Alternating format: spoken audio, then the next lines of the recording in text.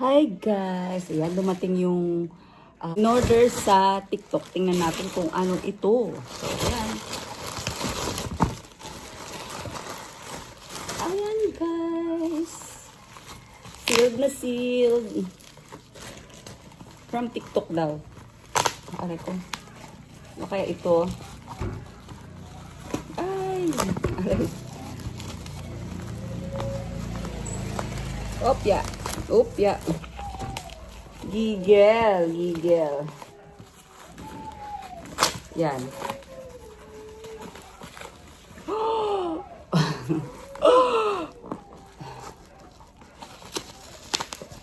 Balot na balot kasi. Kape! Ayan. Intense, guys. Yan, matitikman ko siya.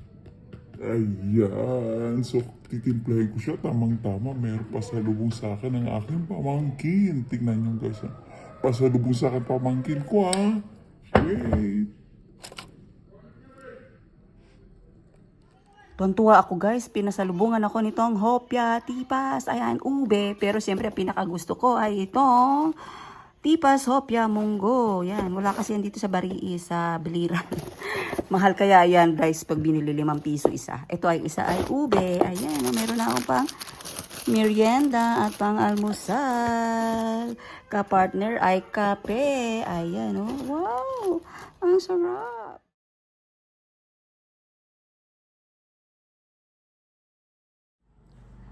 Yan, mag-almusal. Tinimpla ko na yung aking bagong coffee. So, ito na yung hopya, guys. Yan yung partner ko sa aking kape. Hopyang ube. At hopyang munggo. Ayan, favorite ko. Munggo. Ayan. Sarap.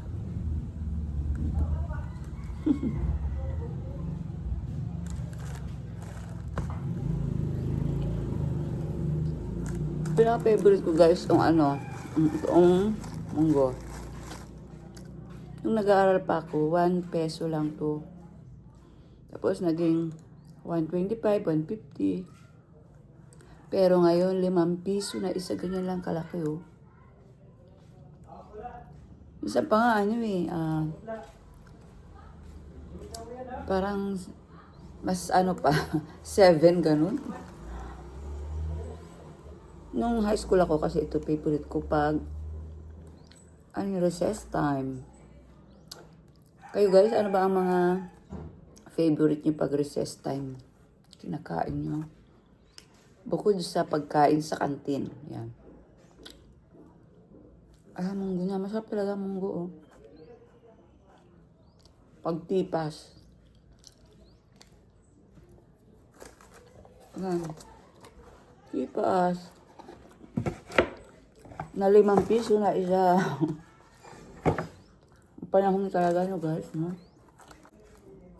Hindi mo namamalayan, kaya kailangan bawat oras na nagdadaan, maging grateful tayo. Mahirap maging bitter.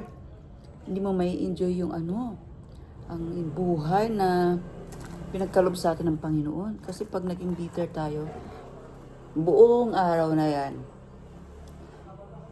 hindi na magbabago yung face mo, palagi na lang nakasimangot. Alam niyo naman, napakahalaga ng panahon, ng oras. Hindi mo mamalayan. Ako nga, akala ko 20 years old pa rin ako. Yung pala, magpi-50 na. So, ayan guys. Oh, tamang-tama. Yung kape ko, wait nga. Yung kape ko is black coffee lang. Ayan oh. Walang sugar kasi matamis ang tipas hopya. Yan yung aking almusal ngayon guys.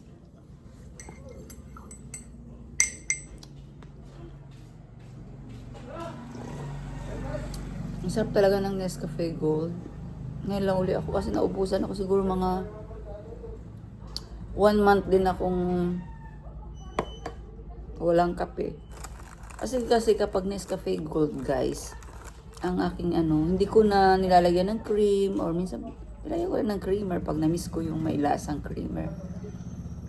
Pero wala, hindi ako nagsusugar kasi. Pag kasi, parang walang lasa. Ito kasi pag alam niyo naman, hindi naman sa arte pero sa edad natin, sa edad ko lang pala, na magpi-50 na, kailangan less sugar o kailangan nga wala na sugar. Tapos yung creamer, alam niyo man yung creamer, mataas din sa Kaya yan. Walang, plain lang talaga ang coffee ko. Black coffee lang. Walang sugar and creamer. Ganun. Kailangan natin mag-adjust din, no? Kailangan natin medyo baguhin yung ating nakasanayang kinakain. Para sa ikabubuti ng ating kalusugan. Pero bakit matamis ang iyong kinakain dahil? Ayan.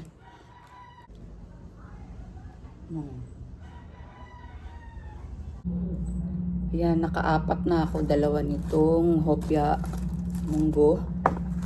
At hopyang ube, dalawa rin. So, ito yung iligpit na at baka madagdagan. Mahirap na. So, yan yung aking breakfast for today, guys.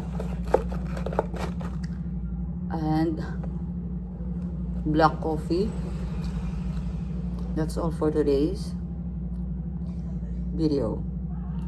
Don't forget Jesus loves you. Bakit balaki ko to sinasabi? Para i-remind lang sa inyo ang pagmamahal ng Panginoong Hesus sa atin, di ba? And we should be always grateful. Kasi nang dahil kay Jesus, nagkaroon tayo ng buhay na walang hanggan, di ba? Pinatawad tayo sa ating mga kasalanan. So, yan, coffee. Thank you for watching, guys. Have a good day, everyone, and God bless.